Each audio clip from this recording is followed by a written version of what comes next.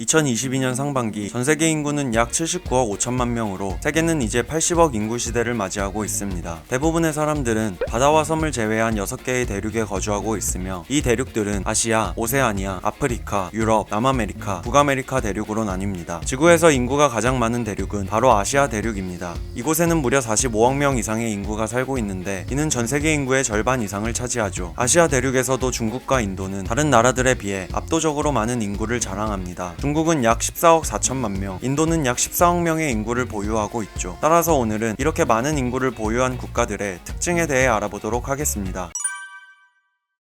많은 인구를 보유하기 위한 조건으로는 여러 가지가 있겠지만 그중 가장 중요한 두 가지가 바로 기후와 식량입니다. 먼저 기후부터 이야기해보면 지구에서 가장 많은 사람들이 살고 있는 기후는 온대기후입니다. 온대기후는 남북이 20도에서 60도 사이에 나타나는 기후이며 남반구보다 육지의 면적이 넓은 북반구에 더 많은 사람들이 살고 있죠. 쾌펜의 기후 구분에 따르면 온대기후는 알파벳 C로 표기하고 연중습윤한 CF기후가 있으며 최난월 평균기온 22도를 기준으로 온난습윤 기후와 서한해양 성 기후로 나뉩니다. 또한 여름이 건조한 지중해성 기후와 겨울이 건조한 온대 겨울 건조 기후도 있습니다. 온대 기후는 이렇게 총 4가지로 분류되며 사계절이 뚜렷하다는 특징이 있죠. 유럽의 기후가 대체로 온화하고 관광산업이 발달한 이유도 여기에 있습니다. 영국, 프랑스, 독일, 노르웨이 등은 연중 바다에서 불어오는 편서풍의 영향으로 여름에는 서늘하고 겨울에는 온화한 서한해양성 기후가 나타나고 이탈리아, 스페인, 그리스 등의 국가들은 풍부한 일사량을 자랑하는 지중해성 기후가 나타나기 때문입니다. 그렇기 때문에 사람들은 예전부터 농업의 발전과 인간 생활에 유리한 온대기후 지역으로 몰리게 되었습니다. 그럼 전 세계에서 가장 인구가 많은 중국의 기후는 어떨까요? 중국은 넓은 영토를 가지고 있기 때문에 열대기후부터 냉대기후까지 다양한 기후 분포를 보입니다. 하지만 중국 대륙을 6대4의 비율로 나누어 인구 분포를 살펴보게 되면 전체 면적의 40%에 해당하는 동남부 지역에 무려 중국 인구의 96%가 살고 있습니다. 나머지 60%의 서북부 지역에는 고작 4%의 인구만이 살고 있는 것이죠. 이러한 현상이 발생한 원인 중 하나도 바로 두 지역의 기후가 다르기 때문입니다. 중국의 서북부 지역은 농업에 불리한 건조 기후가 나타나지만 동남부 지역은 강이 흐르고 농업에 유리한 온대 기후가 나타나기 때문이죠. 또한 인구가 많은 국가들 중 대부분은 벼농사를 하는 특징도 가지고 있습니다. 흔히 세계 3대 식량 곡물로 알려진 쌀, 밀, 옥수수 중 쌀은 인구 증가에 가장 큰 영향을 미치는 작물입니다. 쌀은 단위 면적당 생산량이 많아 옥수수나 밀보다 인구 부양력이 월등히 높고 생산지에서 소비 또한 많이 이루어지기 때문에 국제 이동량이 적은 곡물이죠. 쌀은 성장기에 고온 다습하고 수확기에는 비교적 건조한 아시아 계절풍 기후 지역에서 주로 재배됩니다. 중국 남부, 인도, 동남아시아 등에서 많은 양의 쌀이 생산되는 것을 보면 이 지역의 인구가 많은 이유를 알 수 있죠. 이번에는 전세계 인구 순위 3위에 해당하는 미국의 경우도 살펴보겠습니다. 미국 또한 중국과 마찬가지로 넓은 영토를 가지고 있기 때문에 다양한 기후가 존재합니다. 미국도 인간이 살기 적합한 온대기후 지역을 가지고 있는데 대륙 서부의 워싱턴주와 오리건주에서는 서한해양성 기후가 나타나고 그 아래에 위치한 캘리포니아주에서는 지중해성 기후가 나타나죠. 그러나 다른 나라들과 비교해 볼 때 미국의 인구 증가 원인 중 가장 특별한 부분은 바로 이민자 수입니다. 미국은 전 세계에서 가장 많은 이민자를 가진 국가이며 전 세계 이민자의 19%가 미국에 살고 있죠. 이는 다른 나라들보다 4배가량 많은 수치입니다. 미국의 이민자가 쏠리는 이유는 바로 전 세계에서 가장 높은 GDP를 유지하며 좋은 교육 시스템과 인프라를 갖추고 있기 때문입니다. 1970년대 1000만 명 수준이었던 미국의 이민자 수는 2019년에 약 4,500만 명까지 늘어났고 이는 미국 전체의 인구 증가로 이어지게 되었습니다. 이렇게 다양한 원인으로 인해 특정 국가들은 인구가 늘어나게 되었고 인구 증가는 노동력 향상과 시장 규모 확대로 이어져 많은 인구를 보유한 나라들은 세계에서 더욱 큰 영향력을 발휘할 수 있게 되었습니다. 1950년 약 25억 명이던 세계 인구는 72년 만에 약 80억 명까지 증가하게 되었죠. 또한 의학기술의 발전으로 기대 수명이 올라가면서 전 세계 인구 증가를 더욱 가속화시켰습니다. 하지만 인구 증가와 함께 세계는 식량 자원 부족이나 환경 파괴 같은 새로운 문제들도 마주하게 되었습니다. 게다가 한국의 경우 전 세계 인구는 증가하고 있는데 우리나라는 2021년 기준 합계 출산율 0.81명이란 낮은 수치를 기록했죠. 이는 OECD 국가들의 평균 출산율인 1.61명의 절반 정도에 해당하는 수치로 대한민국은 OECD 가입국 중 출산율 최하위에 해당합니다. 인구가 증가하고 감소하는 현상은 수천 년간 이어져 온 물론 인류의 자연스러운 현상으로도 볼 수 있지만 급속한 인구 변화는 오늘날 우리가 살고 있는 사회에서 커다란 부작용을 일으킬 수 있기 때문에 이러한 문제를 해결하고 예방하기 위한 사회적 제도와 노력이 필요해 보입니다. 그럼 우리나라가 지금보다 더 살기 좋은 나라로 발전해 나갈 수 있길 바라며 오늘 영상은 여기서 마치도록 하겠습니다.